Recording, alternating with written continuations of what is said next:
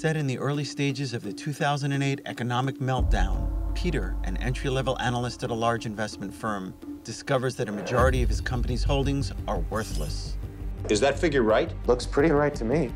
As he sounds the alarm, his senior managers argue to liquidate their assets, which would ruin their clients, but save the company. You cannot be doing what you're thinking of doing. Rather than wait for the crisis to start elsewhere, the firm decides to launch its fire sale, triggering the global financial disaster in Margin Call. Margin Call. We've all just seen it.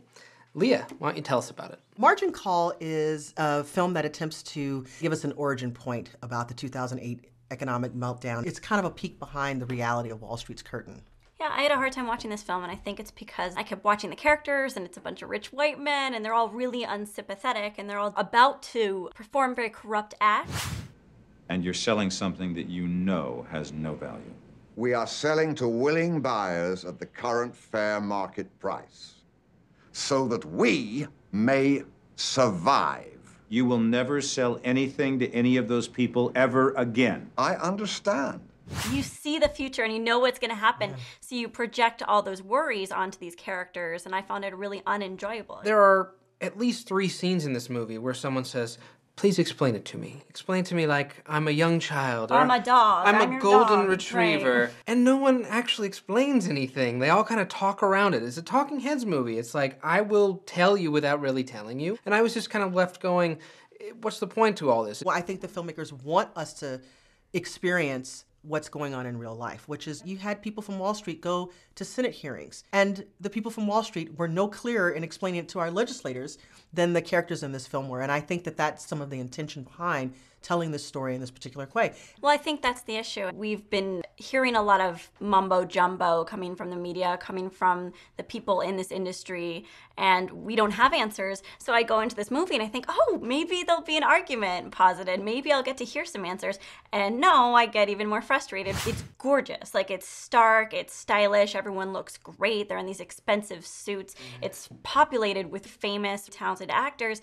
And I just keep thinking, well, how much did they spend on this movie? I agree that the film looks really good, and I think that the look of the film serves the tone of the story. It's kind of desaturated in its color.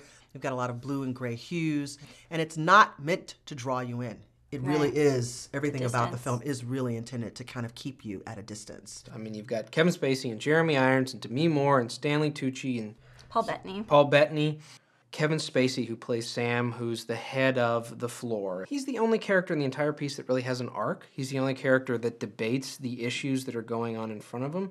And every other character is just sort of a placeholder. When you cast all of those names in this ensemble piece, you are looking to bring some gravitas to the film and get people to pay attention. It's a little bit like a bait and switch.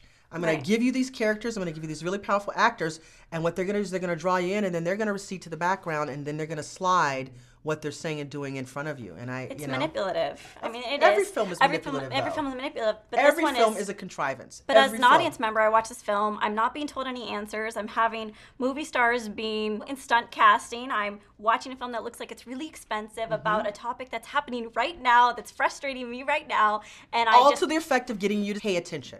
Yes, but also I feel unresolved, and I feel like like I did before I went into the movie. But films don't have to necessarily resolve those things for you. Sometimes it's enough for a film to make a statement. This stuff is still unresolved. I mean, I think that that's the ambivalence and the lack of resolution at the end of the film, is that it's still going on.